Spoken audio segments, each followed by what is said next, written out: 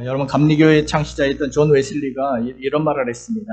나는 주머니가 회개되지 않은 사람의 회개를 믿지 않는다.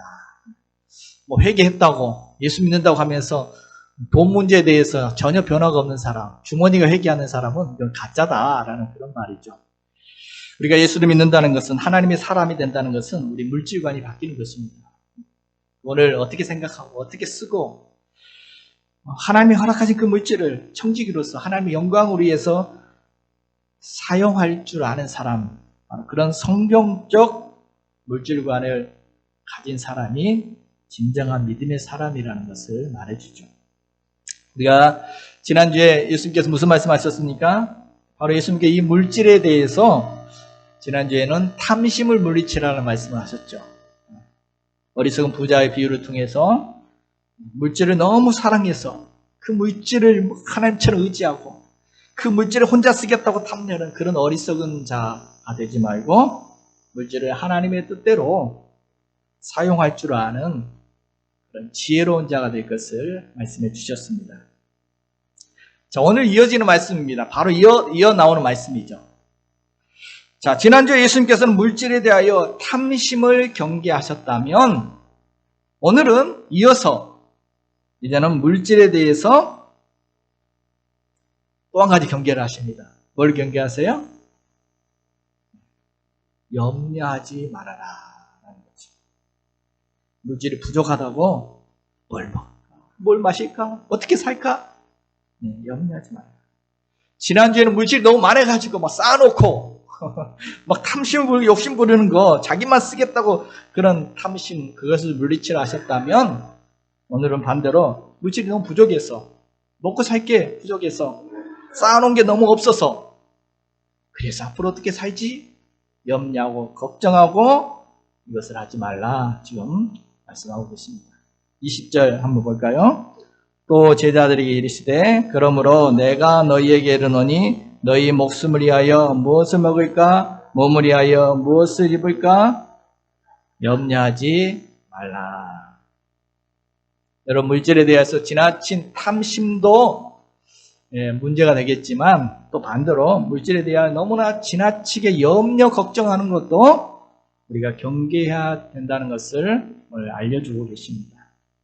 자, 그렇다면 왜 예수님은 그토록 뭘 먹을까 입을까 이런 물질에 대해서 염려하지 말라, 오늘 계속 반복되는데 왜 염려하지 말라고 이렇게 강조를 하셨을까요?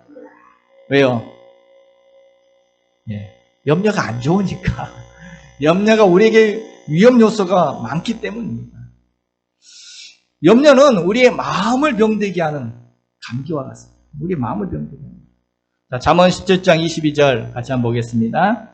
마음의 즐거움은 양약이라도 심령의 근심은 뼈를 마르게 하느니라. 마음의 즐겁감은 우리에게 약이 된대요. 보약이 된대요. 그런데 근심, 걱정, 염려 이런 것들은 우리의 뼈도 마르게 한다. 이 가벼운 문제가 아니라는 거죠. 뼈를 마르게 한다. 염려가 생긴 잠도 못 자고 밥맛도 없고 시름시름 몸도 마음도 병들게 한다는 것입니다.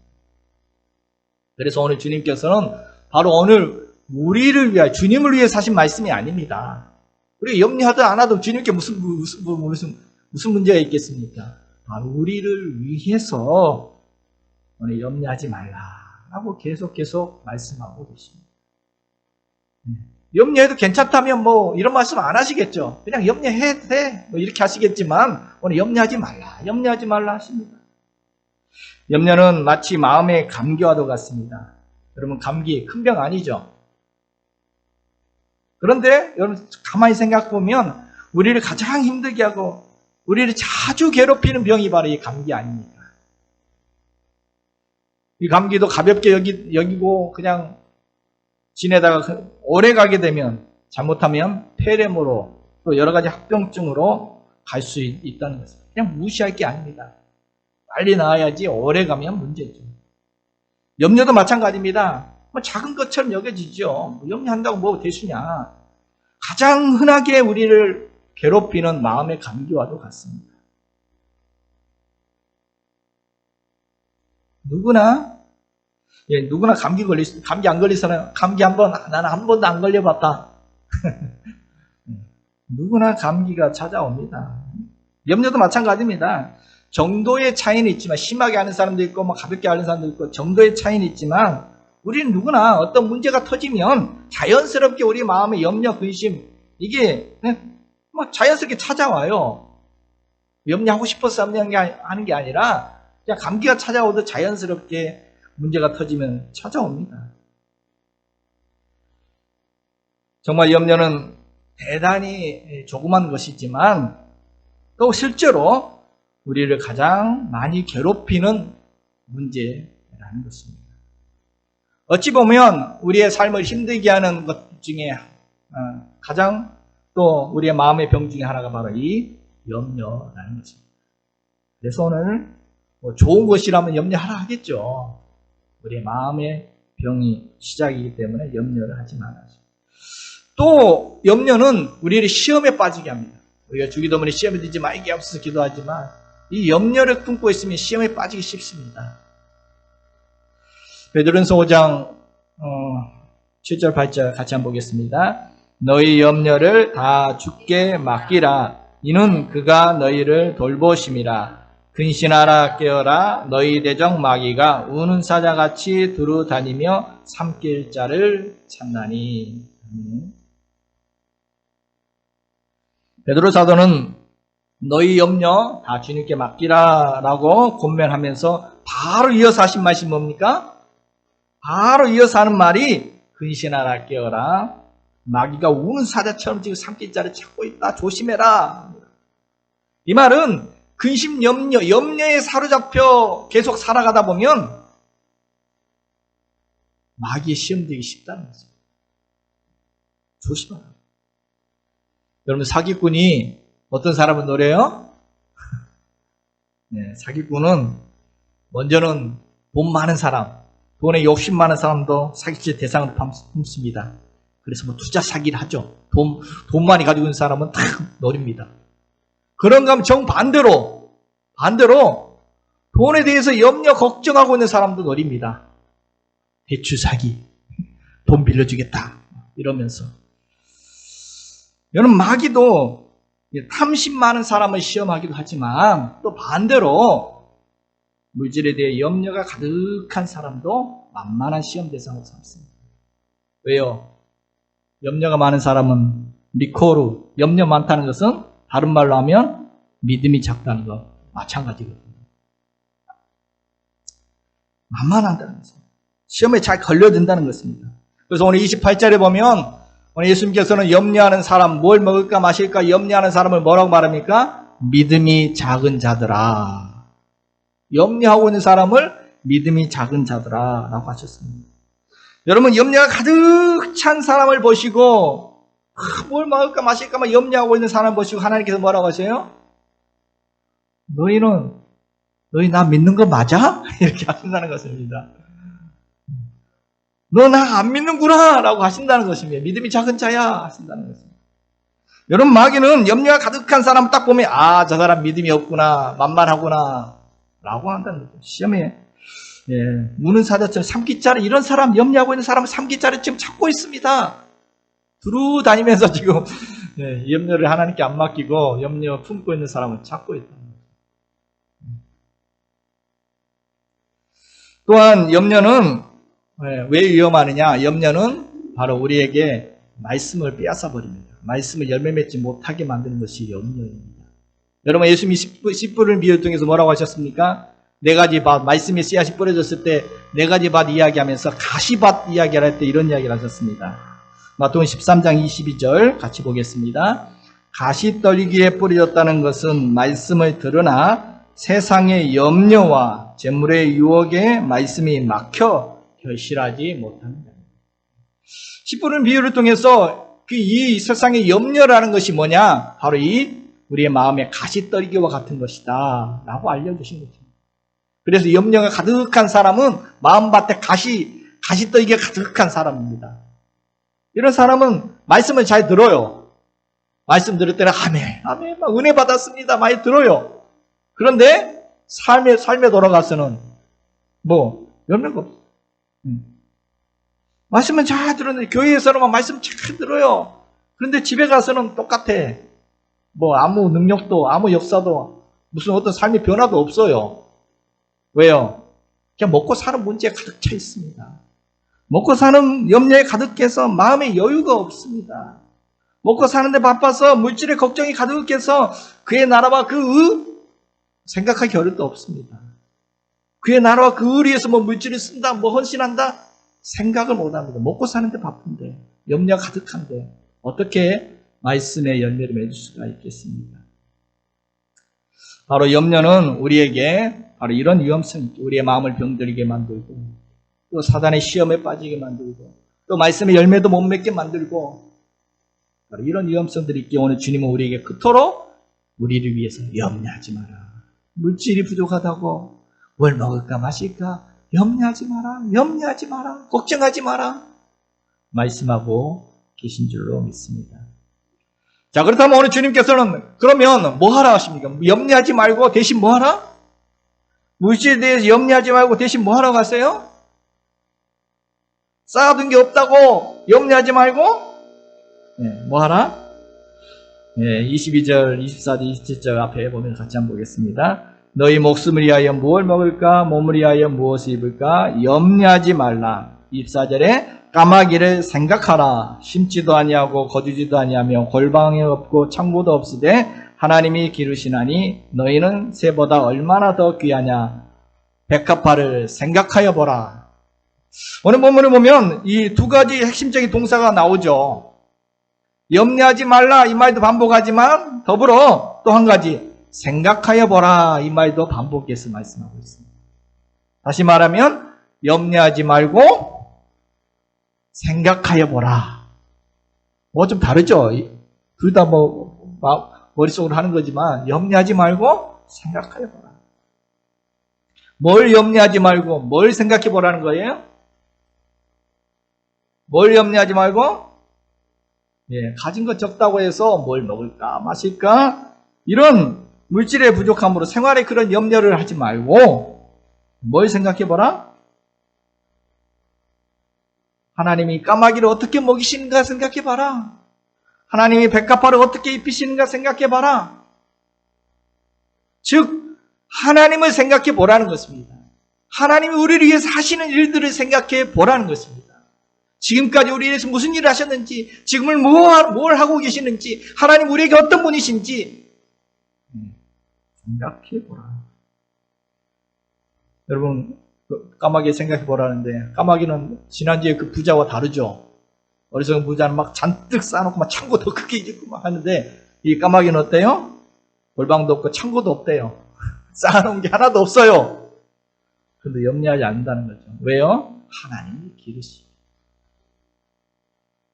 백합화도 마찬가지입니다. 하나님이 입히신다는 거죠. 그 하찮은 새 한 마리도 그 풀 한 포기도 하나님이 먹이시고 입히시는데 하물며 너희일까 보냐.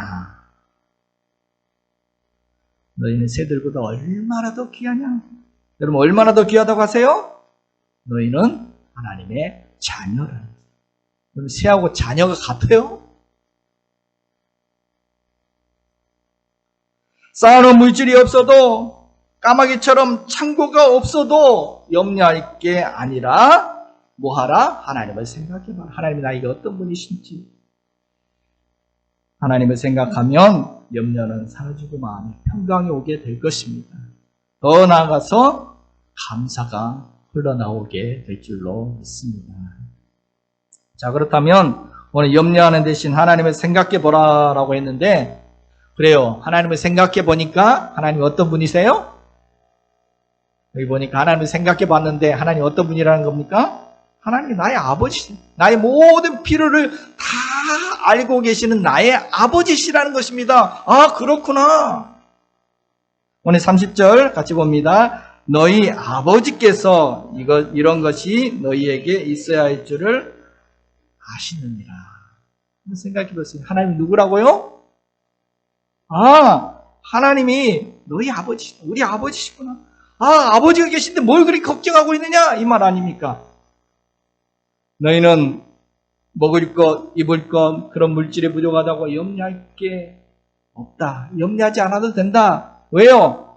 아버지가 계시기에. 너희 아버지가 그 모든 것을 다 알고 계시기에. 너희 필요를 아시기에. 우리의 필요를 아시고, 지금 내가 지금 무엇 때문에 그렇게 머리를 싸매고 근심하고 걱정하고 염려하고 있는지 아신다는 거죠. 아세요. 우리의 의식주가 필요한 것도 아시고, 돈이 필요한 것도 아시고, 하나님이 알고 계신다. 그러니 염려하지 않아도 염려할 것 없다. 라고 지금 말씀하고 계신 것입니다. 히브리서 13장 5절 같이 한번 보겠습니다. 돈을 사랑하지 말고 그가 친히 말씀하시기를 내가 결코 너희를 버리지 아니하고 너희를 떠나지 아니하리라 하셨느니라. 돈을 사랑하지 말고 돈 걱정 너무 하지 마라. 왜요? 주님 우리 결코 버리지 않아요. 고아처럼 우리를 그냥 버려두지 않으실 것이기. 돈은 우리를 저버리지만 하나님 우리를 저버리지 않으십니다. 돈이 있다가도 없어요. 정말 필요할 때 내 곁에 없어요. 그렇지만 하나님의 아버지는 결코 우리의 곁을 떠나지 아니하시는 분이신 줄 믿습니다. 그래서 서울 하나로교회 유정옥 사모님은 이런 말을 했습니다. 그가 쓴 책, 울고 있는 사람과 함께 울 수 있어 행복하다라는 그의 책에서 그는 이런 말을 하고 있습니다. 나는 요즘 내 삶의 모든 경기에 임하면서 두려움이 없어졌다. 그것은 경기에 임하는 선수의 이름, 바로 대진표를 바꾸었기 때문이다. 그러면서 이런 예를 듭니다. 다윗도 그의 인생 경기에 대진표의 이름을 바꿀 수 있었기에 그렇게 담대할 수 있었다. 소년 다윗과 거인 골리앗, 누가 봐도 골리앗이 이긴다. 그러나 하나님과 골리앗 장군, 누가 봐도 하나님이 이긴다. 그의 대진표에는 소년 다윗이 아니라 하나님이 골리앗과 싸우고 계신다. 모세도 그의 경기에 대진표의 이름을 바꿀 수 있었기 때문에 담대할 수 있었다. 양치는 모세와 애굽 왕 바로 왕, 누가 봐도 모세가 진다. 그러나 모세를 부르신 하나님과 애굽의 바로 왕, 누가 봐도 하나님이 이긴다. 나는 요즘 내 삶의 대진표를 다시 짜고 있다. 내 이름을 빼고 하나님의 이름으로 바꾸는 일이다. 예를 들면 유정옥 사모님이 이렇게 말합니다. 유정옥과 말기암, 누가 봐도 유정옥이 진다. 그러나 하나님과 말기암, 누가 봐도 말기암이 진다. 이런 식으로 자기 이름 대신 하나님 이름으로 대진표를 바꾼다는 거예요. 그러면서 말합니다. 오늘 여러분의 삶의 대진표도 바꾸어 보세요. 무엇 때문에 염려하고 있습니까? 그렇습니다. 오늘 우리에게도 아버지 하나님이 계십니다.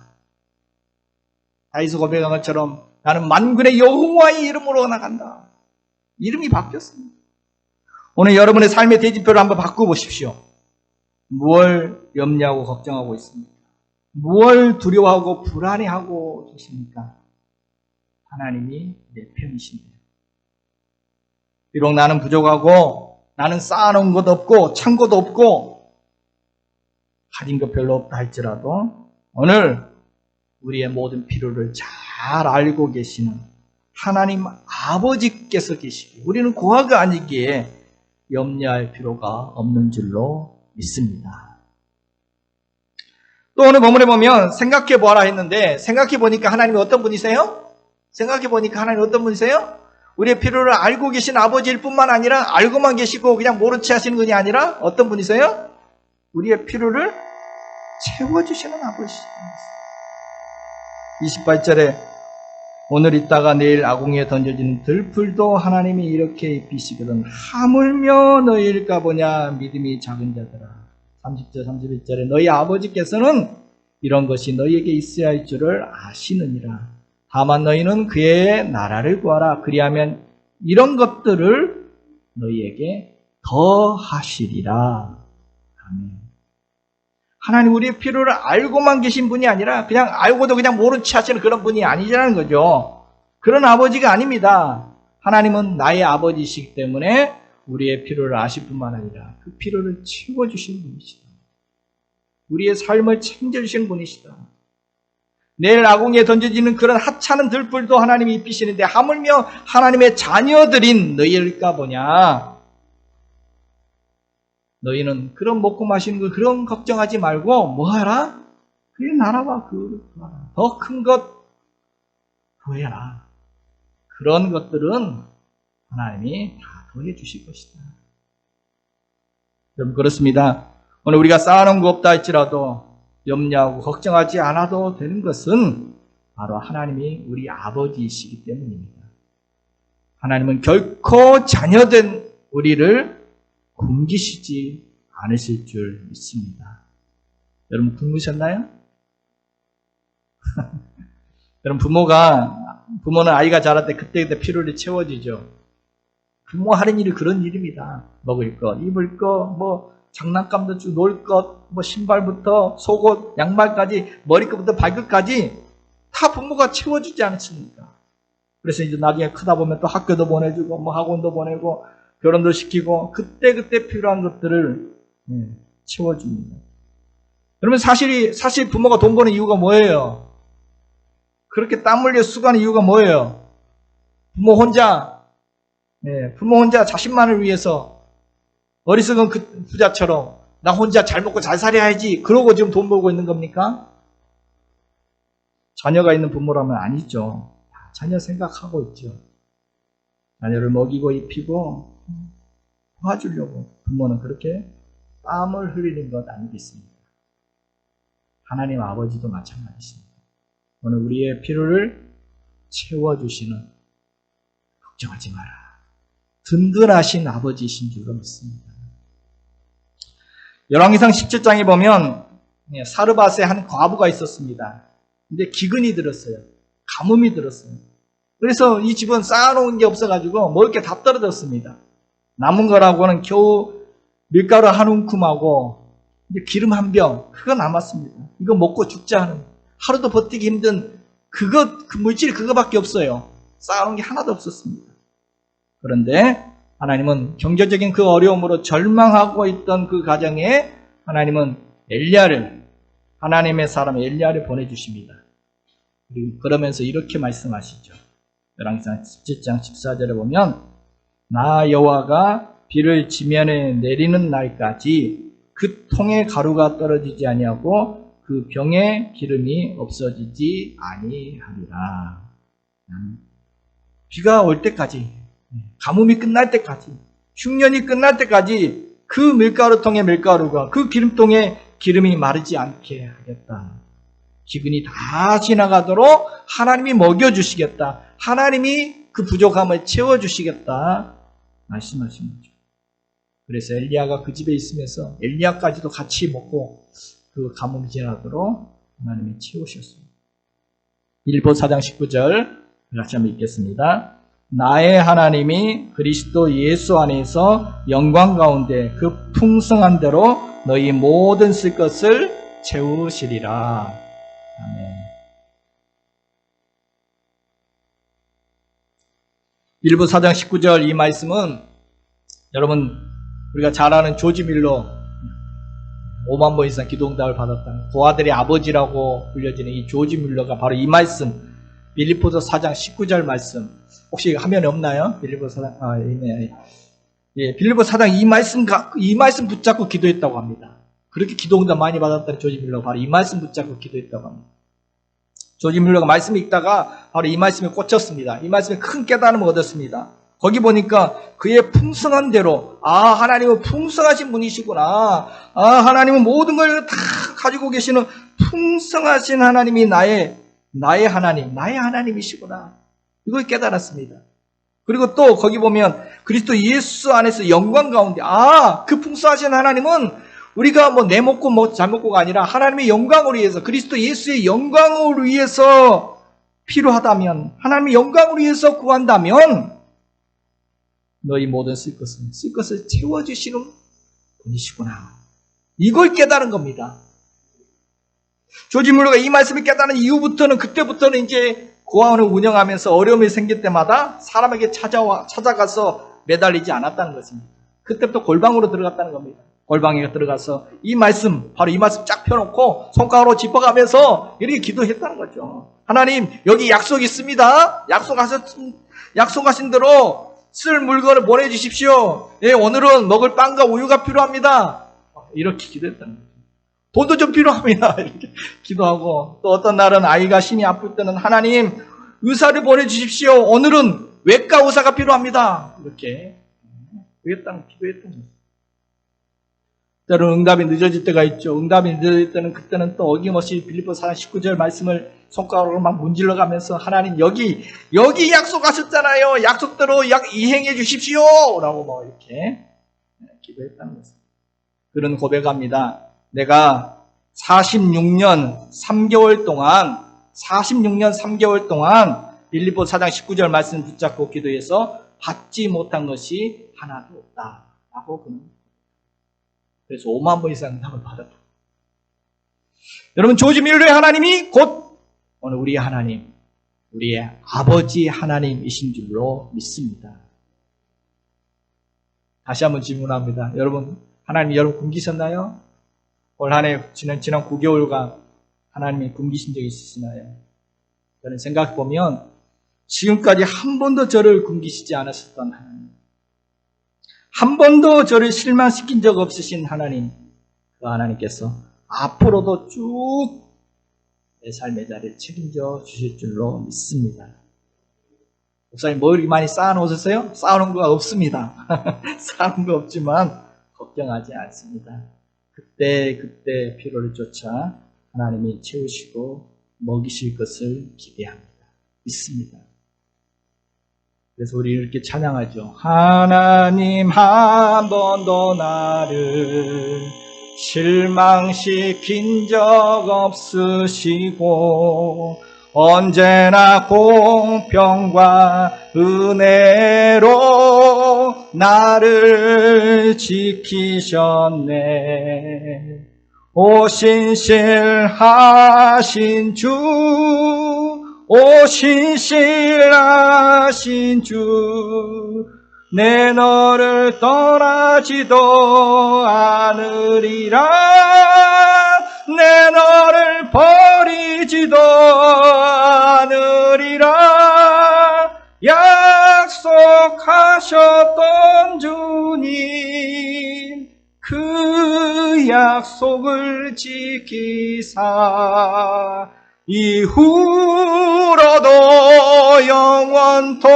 영원토록 나를 지키시리라 확신하네.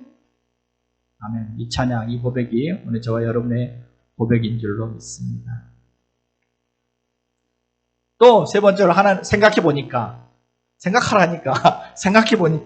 하나님이 어떤 분이세요? 성경의 하나님은 도리어 부족한 자에게, 도리어 가난한 자에게, 도리어 모자란 자에게 더 많은 은혜를 주시는 그런 하나님이시더라. 그럼 생각해 보세요. 이게 성경의 하나님이십니다. 그래서 예수님께서 누가복음 6장에 이런 말씀하셨죠. 너희 가난한 자는 복이 있나니 하나님의 나라가 너희 것이며 지금 줄인 자는 복이 있나니 너희가 배부름을 얻을 것이며. 참 이해 안 되는 말씀이죠. 우리가 생각할 때는 보통은 잘 먹고 잘 살고 부유하게 살면 복이 많다라고 생각하는데 예수님은 거꾸로 도리어 가난한 자가 복이 있대요. 줄인 자가 복이 있다고 말씀하십니다. 왜 복이 있다는 겁니까? 왜 복이 있다는 거예요? 하나님의 나라가 그들 것이기에, 그들이 하나님이 주신 것으로 배부름을 얻을 수 있기 때문에, 다시 말하면 바로 그런 사람들이 하나님 은혜를 더 많이 받고 누릴 수 있기 때문에 복이 있다라는 그 말씀입니다. 여러분 그렇지 않나요? 아쉬울 게 없는 사람 하나님 찾아요? 내 배부른데 뭘 찾아요? 그래서 은혜 누리지 못합니다. 예수님 시대 다 그랬어요. 배부른 사람 예수님 찾지 않았습니다. 근데 반대로 목마른 사슴이 물을 찾으시는 물을 찾습니다. 가난한 사람이, 부족함이 많은 사람이 하나님을 찾고 하나님을 찾을 수밖에 없습니다. 그래서 그런 사람들이 오히려 주님의 은혜를 더 많이 누리게 된다. 이게 예수님이 하신 복이라는 것입니다. 그래서 사도 바울도 이 사실을 깨닫고 나서 뭐라고 고백합니까? 나는 나의 연약함들을, 나의 약한 것을 나는 자랑한다. 오히려 자랑하고 기뻐한다라고 이렇게 말합니다. 진짜 그랬는가? 고린도후서 12장 9절 10절 같이 한번 보겠습니다. 내 은혜가 내게 족하도다. 이는 내 능력이 약한 데서 온전하여 짐이라 하신지라. 그러므로 도리어 크게 기뻐함으로 나의 여러 약한 것들에 대하여 자랑하리니 이는 그리스도의 능력이 내게 머물게 하려 함이라. 아멘. 사실 이 고백은 쉽게 나온 고백이 아닙니다. 사도 바울은 질병이 있었습니다. 그 질병 고쳐달라고 하나님께 3번이나 기도했습니다.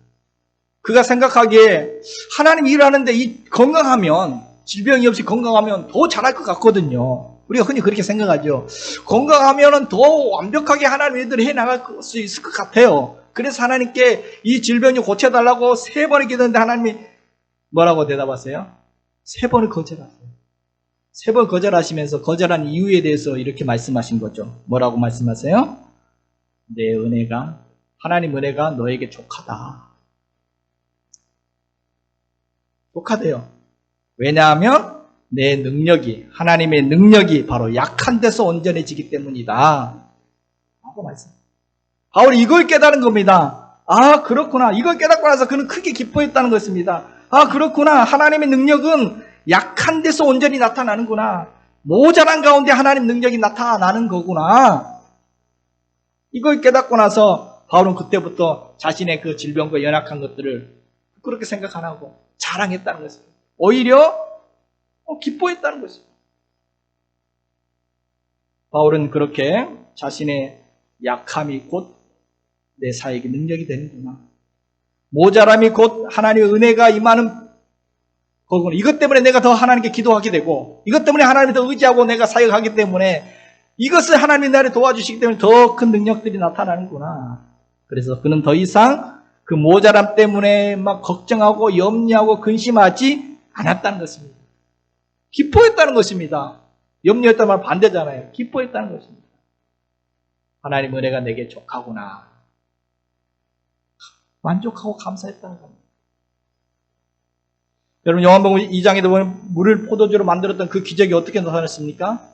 포도주가 떨어졌으니까 나타난 겁니다. 모자랐어요. 안 모자랐으면 예수님 나서지도 않았어요. 모자라니까 예수님께 도와달라고 구하게 되었고, 모자라는 그 현장 속에서 하나님이 예수님께 더 좋은 포도주로 채우시는 그 기적을 보게 하신 것입니다. 오병이의 기적도 마찬가지죠. 턱없이 부족했습니다. 턱없이 모자랐습니다. 바로 그 현장에 주님이 채우시고 먹이시는 기적이 나타났던 것입니다. 우리의 부족함은 염려하고 걱정하고 근심할 것이 아니라, 우리의 부족함은 불만거리가 아니라, 불평거리가 아니라 오히려 주님 안에서 그 모자람이 하나님의 은혜를 구하게 되어지고, 그 모자람 때문에 하나님을 찾게 되어지고, 그래서 더 많은 하나님의 은혜를 경험할 수 있는 기회가 되는 줄로 믿습니다. 그러므로 쌓아둔 거 없어도 염려하지 말고 뭐하라? 생각해보라. 누구를? 하나님을 생각해보라. 아, 하나님은 우리의 필요를 아시는 나의 아버지시구나. 아실 뿐만 아니라 우리의 필요를 채우시는 아버지이시구나. 새처럼 창고 없어도 도리어 하나님은 나의 부족하기 때문에 더 은혜를 부어주시는 하나님이시구나. 이걸 생각해 보라. 우리 염려하지 말고 하나님을 생각하면 될 줄로 믿습니다. 그러면 오늘 물질에 부족할 염려가 생길 때 우리는 어떻게 하면 되겠습니까? 어떻게 하면 돼요? 오늘 25절, 26절 다시 한번 봅니다. 또 너희 중에 누가 염려함으로 극치를 한 자라도 더할 수 있느냐? 그런즉 가장 작은 일도 하지 못하면서 어찌 다른 일들을 염려하느냐? 혼자서 안타까움을 하신 말씀이에요. 혼자서 염려하지 말고, 염려한다고 해서 문제가 해결되는 거 아니다. 염려해도 소용없다. 염려해도 해결이 되는 게 아니다. 키를 한 자로 저도 키 더 해보려고 했지만 키가 안 돼야죠. 염려한다고 되는 게 아닙니다. 그러면 어떻게 하면 됩니까? 베드로전서 5장 7절 다시 한번 보겠습니다. 너희 염려를 다 주께 맡기라. 이는 그가 너희를 돌보심이라. 그가 하심이라. 너희 염려, 근심, 걱정, 마음에 무거운 짐 어떻게 하라? 다 주님께 맡기라. 혼자 끙끙대지 말고 하나님 아버지에 계시지 않느냐? 하나님 아버지께 맡기라. 그래야면 그가 하나님께서 친히 역사하시고 돌보아 주실 것이다. 아버지가 계시는데 혼자 끙끙대고 있는 그 모습 안타까워서 사실 말씀 아닙니까? 하나님 아버지는 자녀들 오늘 우리가 이 물질의 염려, 근심에 쌓여서 그렇게 끙끙대며 살기를 원치 않으신다는 것입니다. 물질의 자유함을 누리고 마음의 평안을 누리고 행복을 누리면서 이제는 더 나아가 그의 나라와 그를 구하며 그런 멋진 삶을 살기를 원하시는 하나님이시라는 것입니다. 그래서 염려 생기면 맡기면 평안합니다. 맡기면 몸도 마음도 가벼워집니다. 맡기는 게 믿음이에요. 못 믿으면 못 맡게 은행에도 돈 맡기는 건 믿음이에요. 우리가 하나님을 믿는다는 게 뭐냐? 하나님께 맡길 수 있다는 것입니다. 못 믿어서 못 맡겨요? 물컵이 있습니다. 여러분 물컵 이거 무겁나요? 물컵 드는 거 일도 아닙니다. 일도 아니에요. 뭐가 무거워요? 너무 쉬운 일입니다. 근데 만약 이 물컵을 1시간 동안 계속 들고 있으면 어떻게 돼요? 가벼운 거 아무것도 아닌 것 같지만 1시간 좀 무게가 만만치 않게 되겠죠. 계속 내려가겠죠. 아니 하루 종일 들고 있다고 생각해 보십시오. 팔과 어깨가 얼마나 아프겠어요. 아니 일주일 동안 들고 있다고 생각해 보십시오. 일주일 동안 아마 탈 날 겁니다. 어깨에 탈이 나고 말 겁니다. 감기 합차는 거다. 마음의 감기 염려 합차는 거다. 이거 그까지 염려하면 어때요? 염려해도 되는 거죠. 염려한다고 문제예요? 할 수 있겠지만 큰일 나는 거 아니다 싶지만 그러나 계속 염려를 품고 있으면 탈납니다. 하루 이틀, 일주일, 감기도 한 달 가오면 폐렴 가요. 잠 못 자고 계속 밤마다 붓고 계속 그런 염려를 품고 있다 보면 병이 난다는 겁니다. 감기는 옵니다. 누구나 마음의 감기, 염려 생겨요. 문제 터지면 누가 염려 안 하는 사람 누가 있겠습니까? 염려 생겨요. 들어와요. 찾아와요. 그러나 그것을 계속 품지 말자는 겁니다. 어떻게 하면 됩니까? 염려가 오면 얼른 주님께만 얼른 주님께 얼른 이건 내려놓으면 편하잖아요. 주님이 돌보실 줄로 믿습니다. 여러분 1세기 초대교인들이 썼던 그 문서들이 많이 있는데 고대 문서들을 보면 1세기 초대교인들이 썼던 그 기독교 문서들을 보면 아주 특이한 사실 하나가 발견되어집니다. 그것은 예수님을 사랑했고 또 그리스도를 쫓았던 많은 제자들의 이름 앞에 글자가 하나 붙어 있어요. 티테디오스라는 말이 계속 이름 앞에 붙어 있는 경우가 많이 나옵니다. 문서들을 보면. 그래서 티테디오스 요한, 티테디오스 바울, 티테디오스 알미니우스 이런 식의 이름들이 1세기 문서들을 보면 계속 나온다는 거예요. 티테디오스가 뭐냐? 뭔데 자꾸 티테디오스 누구 이렇게 나오는가? 이 티테디오스란 말의 뜻은 염려하지 않는 사람, 근심하지 않는 사람 이런 뜻입니다. 이게 아이덴티티예요. 이게 그리스도인의 정체성. 그러니까 그들이 예수 그리스도를 믿고 나니까 하나님이 내 아버지라는 사실을 알고 나는 그 순간 자신의 모든 염려를 하나님께 다 맡기고 나니까 이제 비로소 염려로부터 해방이 되었다는 거죠. 그렇게 살아가게 되었다는 것입니다. 여러분 이 티테디오스 이것은 예수 믿지 않은 사람들이 예수 믿는 사람들에게 붙여진 이름입니다. 예수 믿고 나서 이제 모든 염려를 다 맡기고 그런 해방감에 살아가는 그 모습 보고 믿지 않는 사람들이 그 모습 보고 나서 야, 참 놀랍다. 아니 어떻게 예수 믿는 사람들은 저렇게 죽음의 위협 앞에서도 그때 그 죽음의 위험 앞에서 저렇게 근심하지 않고 살아갈 수 있는가? 참으로 놀랍다. 저들은 진짜 티테디오스구나. 저들은 진짜 염려하지 않는 사람들이구나. 그런 DNA를 가진 사람들이구나. 이렇게 불렀어요. 이게 예수 믿는 사람들이 정체성, 염려하지 않는 사람, 근심하지 않는 사람. 왜? 다 나왔어요. 티테디오스 바울, 티테디오스 요한, 티테디오스 여러분의 이름 한번 해볼까요? 같이 한번 해보겠습니다. 티테디오스 홍식. 다시 한번요. 티테디오스, 또 홍식이라 하지 말고 여러분 이름을. 티테디, 우리가 바로 그런 존재입니다. 염려는 주님께 나. 그의 나라와 그를 기대하면서 살아가는 사람. 여러분, 돈이 좀 없다고, 쌓아놓은 창고가 없다고 우리 염려하며 살지 맙시다. 돈이 없어도 우리 곁에는 주님이 계시잖아요. 예수님이 계시잖아요. 베드로 요한이 뭐라고 해요? 은과 금은 내게 없거니와 내게 있는 것으로 너에게 주노니 나사는 예수 그리스도의 이름으로 일어나 걸어라. 얼마나 당당해요. 기죽지 않고, 은과 금 없다고 전혀 기죽지 않았습니다. 담대히 앉으며 이름으로, 예수의 이름으로 나와 함께 하시는 내게 있는 것 예수 그리스도의 이름으로 일으키면서. 여러분, 오늘 우리가 은과 금이 없다고 목사님 저는 쌓아놓은 게 없어요. 종이 창고도 없고 모바일 창고도 없어요. 나와 함께 하신 예수 그리스도, 내게 있는 것 예수 그리스도가 있기에, 나의 아버지 하나님이 나와 함께 하시기에 우리는 얼마든지 이렇게 큰 소리치며 당당하게 살아갈 수 있는 줄로 믿습니다.